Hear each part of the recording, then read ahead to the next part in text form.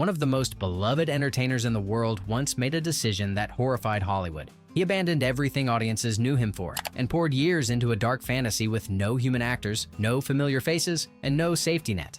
The Dark Crystal wasn't just a film, it was a gamble that nearly cost Jim Henson everything. Behind its haunting beauty lies a story of physical suffering, deleted footage, broken puppets, and decisions no studio would approve today. And the first one reveals just how much was truly on the line. Number 1. Jim Henson's biggest gamble. By the late 1970s, the man behind the Muppets wanted something completely different. Jim Henson had spent over a decade entertaining millions with lovable comedic characters, but privately, he was restless. He envisioned a dark, immersive fantasy world brought to life entirely through puppetry. No human actors, no comedy, and no connection to anything he had built before. It was the kind of idea that made studio executives deeply uncomfortable. The risk was enormous. Henson had carefully built a brand that families trusted, and now he wanted to walk away from all of it to create something strange, unsettling, and unlike anything mainstream audiences had seen. Studios warned him bluntly that failure wouldn't just hurt one film, it could permanently damage his public image and everything tied to it. Investors were hesitant, and even close collaborators questioned whether this was the right move. Everything was on the line. If the Dark Crystal failed, Henson knew he could lose the creative freedom he had worked so hard to earn. No one in Hollywood was willing to back a dark puppet fantasy with no stars and no safety net. This wasn't just a passion project, it was the biggest professional gamble of his entire career. Number 2. A fantasy with no human faces. Every studio executive who reviewed the project had the same concern. Where are the people? The idea of a feature-length fantasy film with no human actors was virtually unheard of in Hollywood. Audiences were expected to connect with real faces, and the notion that puppets alone could carry a serious dramatic story felt like a guaranteed disaster to nearly everyone involved. The pushback was relentless. Executives urged Henson to include at least one human character, someone the audience could identify with and follow through the story. They argued that without a human anchor, viewers would feel disconnected and emotionally uninvested. Some suggested adding a narrator. Others proposed recasting key roles with live actors entirely. Every meeting brought a new version of the same demand: make it safer. Henson refused every single compromise. He believed that introducing a human face would shatter the illusion of the world he was building. The whole point of the film was total immersion, a place that felt alien, ancient, and untouched by anything familiar. For him, that commitment wasn't negotiable, even if it meant standing alone against every suit in the room. Number 3. Frank Oz nearly quit the film. Behind the scenes, the production wasn't just battling studios, it was battling itself. Frank Oz, Henson's closest creative partner and co-director, had serious reservations about the direction the film was taking. While Henson pushed for a darker, more atmospheric tone, Oz worried that the story was becoming too abstract and emotionally distant for audiences to follow. The disagreements ran deep. Oz questioned whether the film's heavy reliance on mood and visual storytelling would leave viewers confused rather than moved. He wasn't against ambition, he simply feared that the balance between artistry and accessibility was tipping too far in one direction. At several points during production, the tension between the two became so intense that Oz considered walking away from the project altogether. In the end, he stayed, but the creative friction left a permanent mark on the film. The push and pull between Henson's uncompromising vision and Oz's instinct for clarity-shaped scenes, pacing, and tone in ways neither originally planned. What could have torn the project apart instead gave it an unusual tension, a quality that made the movie feel unlike anything else being produced at the time. Number 4. Villains designed to unsettle you. Most fantasy villains are designed to look powerful, intimidating, and cool, but the creatures in this film were built to make audiences genuinely uncomfortable. The Skeksis were deliberately crafted to feel repulsive. Their movements were slow and unnatural. Their proportions were exaggerated and wrong, and every detail of their appearance was meant to trigger a deep sense of unease rather than admiration. The design team studied decay, disease, and aging to create something that felt disturbingly organic. The Skeksis weren't meant to be monsters you could cheer against. They were meant to make your skin crawl. Their wheezing voices, jerky gestures, and grotesque feeding habits were all carefully engineered to push past the boundaries of what family-oriented fantasy usually allowed. This approach broke every unwritten rule of villain design at the time. Studios expected antagonists that audiences could engage with, not ones that made them want to look away. But Henson insisted that the film's world needed to feel truly threatening, not theatrical. The result was a group of villains so viscerally disturbing that they haunted an entire generation of young viewers long after the credits rolled. Number 5. Costumes that crippled performers. Bringing the Skeksis to life wasn't just a creative challenge, it was a physical ordeal. The costumes were massive, layered with heavy materials, and built with almost no consideration for the comfort of the performers inside. Visibility was extremely limited, ventilation was nearly non-existent, and the sheer weight of the suits made every movement exhausting. Performers worked long hours trapped inside these rigs, often unable to see clearly or move freely. The heat inside the costumes became unbearable under studio lights, and breaks were difficult to coordinate because removing and reassembling the suits took significant time. Many performers pushed through pain and fatigue simply because stopping would cost the production hours it couldn't afford to lose. Injuries became a routine part of filming. Strained muscles, overheating, and bruises were common, and the physical toll only grew as production dragged on. Despite the suffering, performers rarely complained. They understood that the film demanded something extraordinary. But the reality behind those stunning on-screen creatures was far more brutal than any audience would ever know. Number 6. 4 people played one character. What audiences saw on screen as a single living creature was actually the result of multiple performers working together in extraordinary coordination. Major characters like the Skeksis and the Mystics required up to 4 puppeteers operating simultaneously, one controlling the head and mouth, another managing the hands, and others handling body movement and facial expressions. Every single gesture had to be perfectly synchronized to sell the illusion.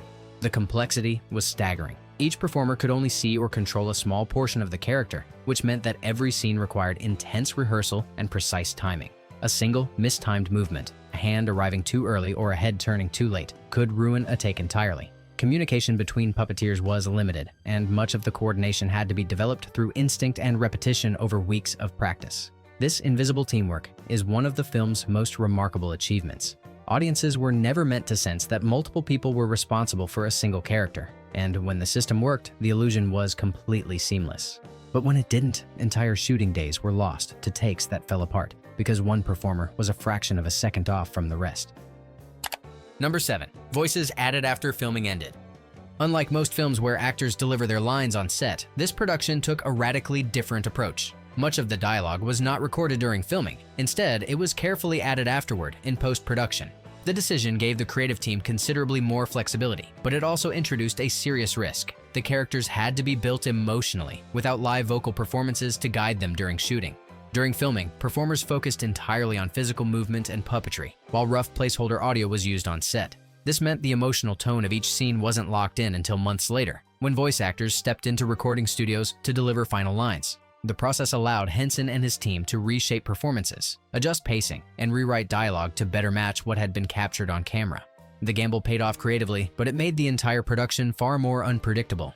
Scenes that worked on set could fall flat once voices were added, and finding the right vocal match for characters already physically performed was a delicate process. It was an unconventional method that gave the film unexpected flexibility, but also added uncertainty that followed the project all the way to the final cut. Number 8. Augra was almost removed.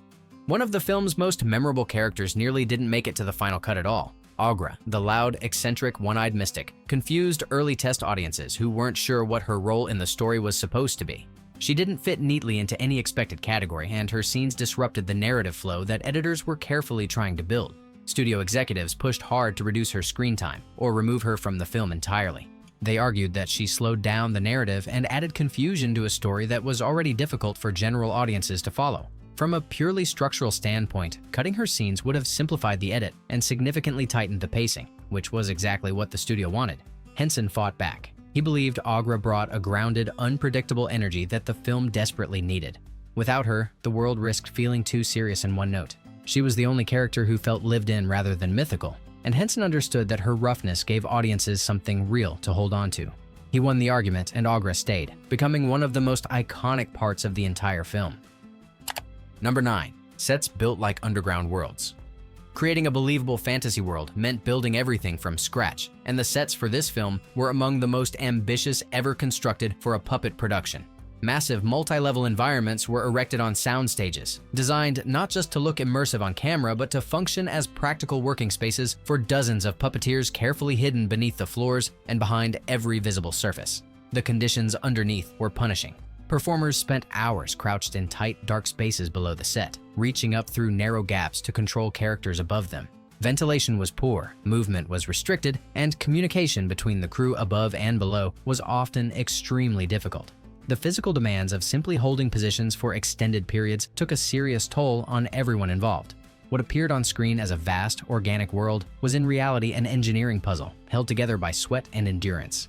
Every camera angle had to account for the hidden infrastructure, and even small adjustments to the set could require hours of rebuilding. The environments were beautiful, but behind every frame was a network of cramped tunnels and exhausted performers keeping the illusion alive, one take at a time. Number 10. Mystics were harder to perform. While the Skeksis got most of the attention for being physically demanding, it was actually the mystics that pushed performers to their limits in a completely different way. These gentle, slow-moving creatures required an almost meditative level of control.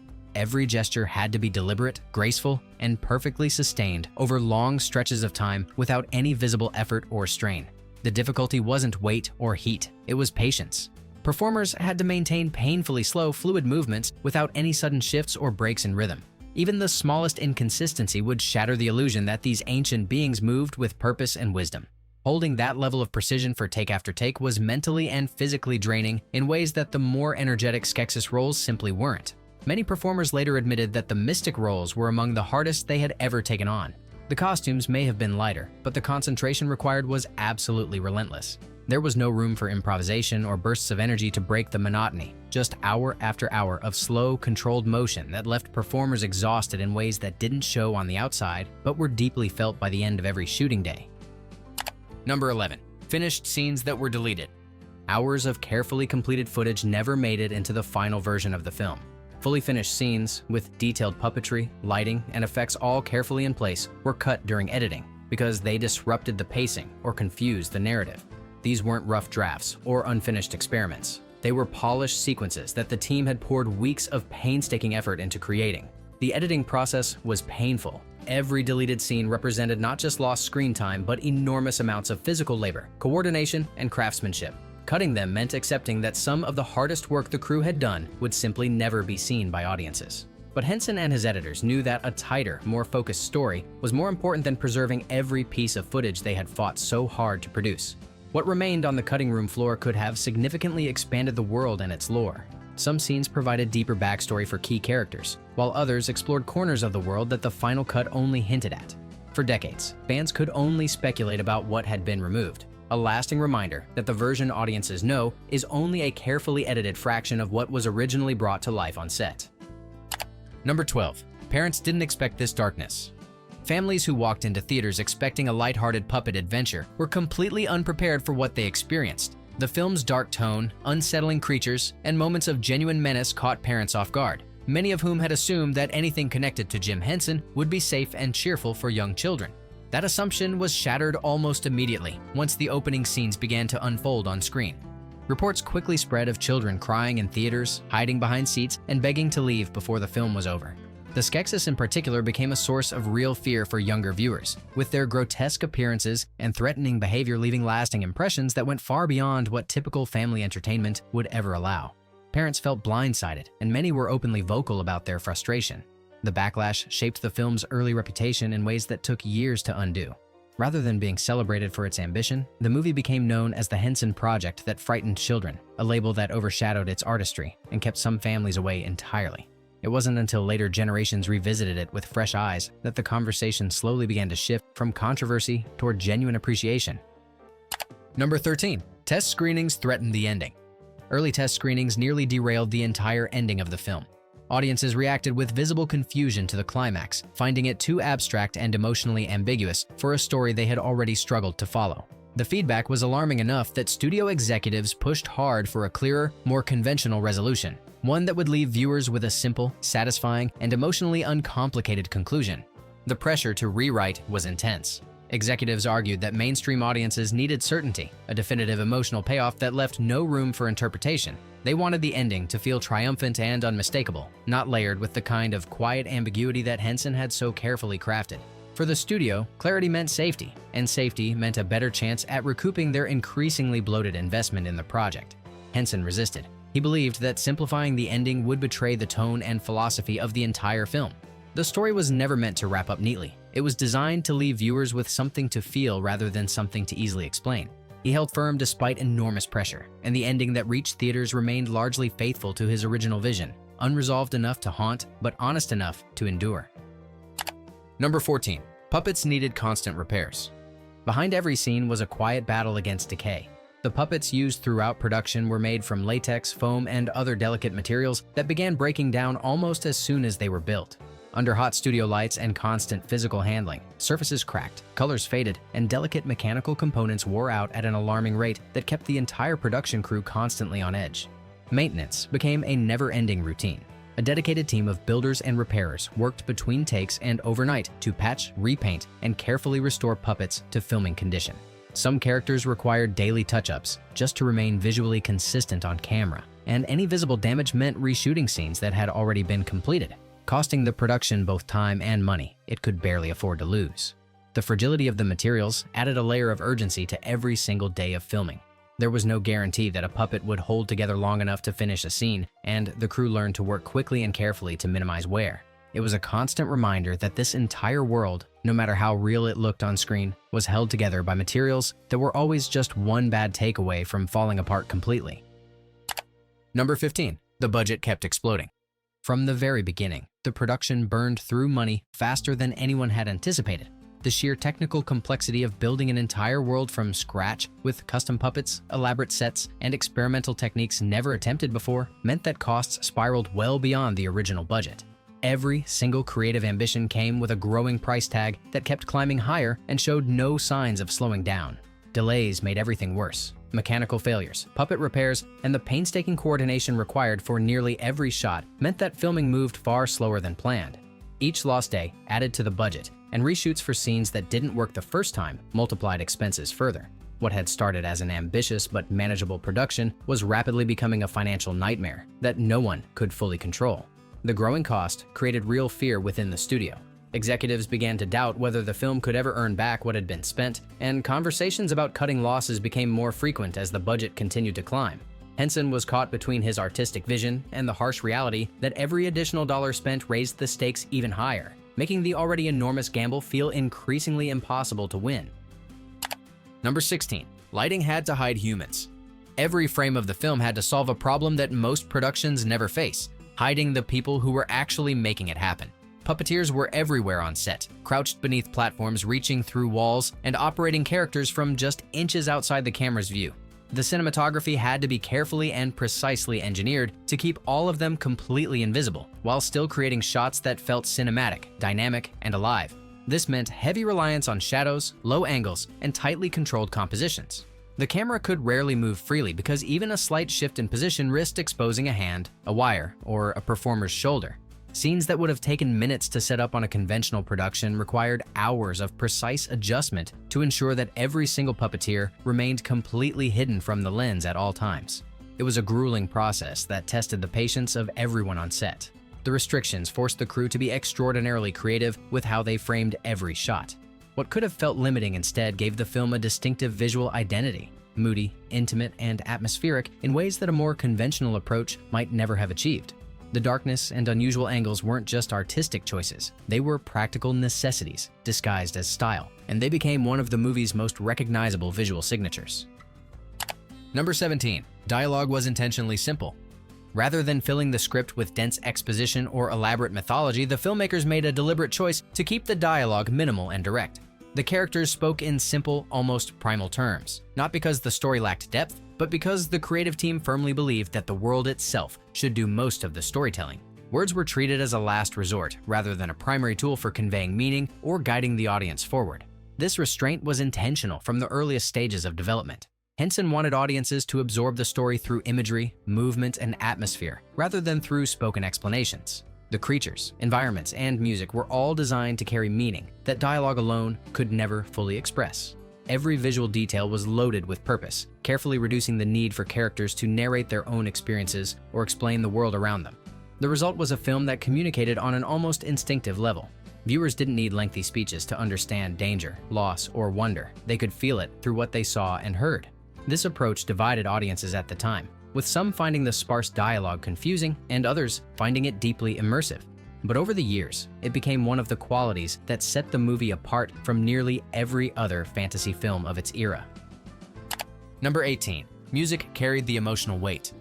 Without human faces to convey emotion, the film needed another way to make audiences genuinely care about its characters, and the musical score became that crucial emotional bridge. Composer Trevor Jones crafted a richly layered soundtrack that guided viewers through every emotional beat, softening moments of darkness and amplifying scenes of wonder and discovery.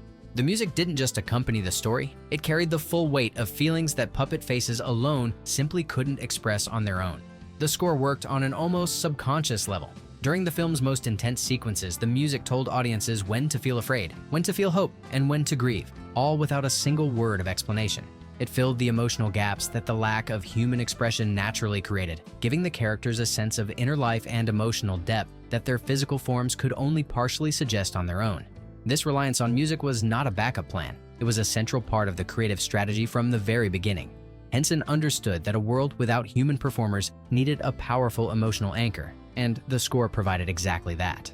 It became one of the film's most quietly essential elements, not always consciously noticed on first viewing, but deeply felt by anyone who allowed the story to pull them in completely. Number 19. Marketing sold the wrong movie. Long before audiences had a chance to judge the film on its own terms, the marketing had already set them up for disappointment. Trailers and promotional materials presented the movie as a bright, whimsical fantasy, something entirely in line with the cheerful, family-friendly entertainment that Henson was widely known for. What they carefully avoided showing was the darkness, the intensity, and the genuinely unsettling tone that defined so much of the actual finished film. The disconnect was jarring. Families arrived expecting something warm and lighthearted, only to be confronted with a moody, atmospheric story populated by frightening creatures and heavy emotional stakes. The enormous gap between what was advertised and what was actually delivered left many viewers feeling deeply misled, and that frustration shaped early word of mouth in ways that the film's actual quality couldn't easily overcome. The marketing failure wasn't necessarily intentional. Studios simply didn't know how to sell a film like this. There was no clear category for a dark, all-puppet fantasy aimed at older audiences, so the campaign defaulted to what felt safest: selling the Henson brand. It was a decision that protected short-term ticket sales but deeply damaged the film's long-term first impression, leaving it misunderstood by the very audiences it was originally designed to reach. Number 20. Critics didn't know what to say. When the film finally reached critics, the response was unlike anything Henson had experienced before in his entire career. Reviews were scattered and uncertain, not hostile, but clearly confused. Most critics simply didn't have a proper framework for evaluating what they had seen. It wasn't a children's movie, it wasn't a traditional fantasy epic, and it didn't follow any of the conventional storytelling rules that reviewers were accustomed to applying. Some praised the extraordinary technical artistry while questioning the emotional depth. Others admired the sheer ambition, but found the pacing slow and the characters difficult to connect with on a meaningful level. The lack of consensus meant there was no unified critical voice championing the film, and without strong reviews to drive momentum, its cultural presence during the initial theatrical release remained muted and overshadowed by more conventional offerings. The critical confusion had lasting consequences. Without major awards recognition or enthusiastic press coverage, the movie struggled to establish itself as the landmark achievement it truly was. It took years and an entirely new generation of viewers before the conversation around the film matured into genuine respect. What critics once dismissed as a beautiful but puzzling experiment eventually came to be recognized as one of the most daring and original creative achievements in fantasy filmmaking history. Number 21. VHS gave the film new life. The film's theatrical run was a clear disappointment, but its story was far from over. When home video began to rapidly take off in the mid-1980s, the movie found a remarkable second chance that absolutely no one at the studio had anticipated or planned for. VHS allowed viewers to experience the film on their own terms, in their own time, and without the pressure of a single theatrical sitting that had overwhelmed so many unprepared families during its original release.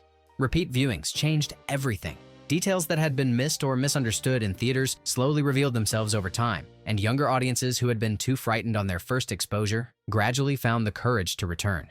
The film rewarded patience and curiosity in ways that a single viewing could never fully capture, and slowly but steadily, a devoted and increasingly passionate following began to take shape in living rooms across the country rather than in cinemas. Over the years, this quiet discovery transformed the movie's entire reputation. What had once been considered a commercial misfire steadily became a beloved cult classic, passed down between generations and shared among fans who recognized its uniqueness. The theatrical release may have struggled, but home video gave the film something far more valuable than a strong opening weekend. It gave it a loyal audience that would never let it be forgotten. Number 22. Animatronics failed constantly. The ambition behind the film's creature effects constantly outpaced the technology that was actually available to achieve them. Animatronic systems designed to bring characters to life through complex mechanical movement were groundbreaking in concept but deeply unreliable in everyday practice. Motors overheated, cables snapped under tension, and delicate internal mechanisms failed at the worst possible moments, often right in the middle of takes that had taken hours of careful preparation to set up. The breakdowns were relentless and demoralizing. Every filming day carried the very real risk that a key character would simply stop functioning mid-scene, and repairs couldn't always be completed quickly enough to keep the production on its already strained schedule. The team of engineers and technicians worked under constant pressure, improvising fixes on the spot and rebuilding damaged components overnight just to keep the next day's shoot from falling apart entirely. Despite the frustration, every failure pushed the team to innovate in unexpected ways. Solutions born out of desperation became techniques that would influence creature effects for years to come. The film was essentially a testing ground for technology that didn't fully exist yet, and while that meant constant setbacks during production, it also meant that the finished product showcased effects that had never been seen before, crafted not through perfection, but through the relentless refusal to stop trying. Number 23. Quietly changed fantasy forever. At the time of its release, the film was treated as little more than a curiosity, admired by some, dismissed by many, and largely overlooked by the mainstream entertainment industry.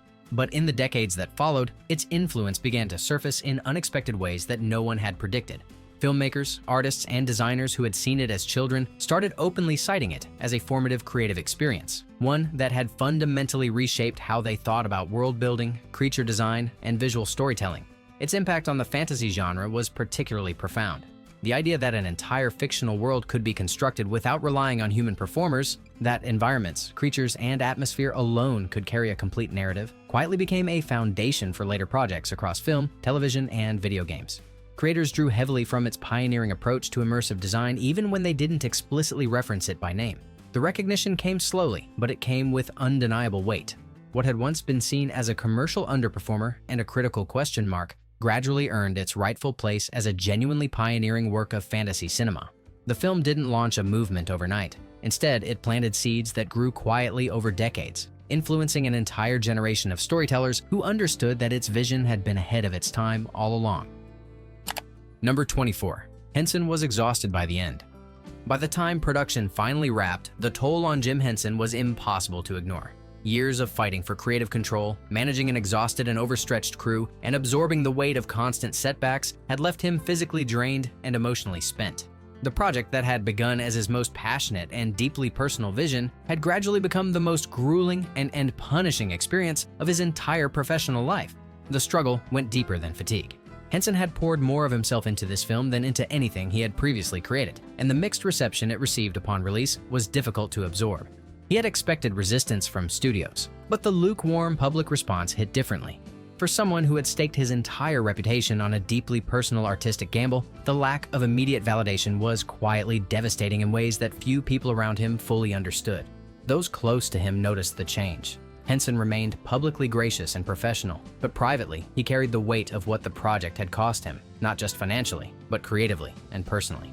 The experience didn't break him, but it marked a clear turning point. He continued to create, continued to innovate, but the scars from this particular battle stayed with him, shaping how he approached every ambitious project that followed. Number 25. Hollywood refused to repeat it.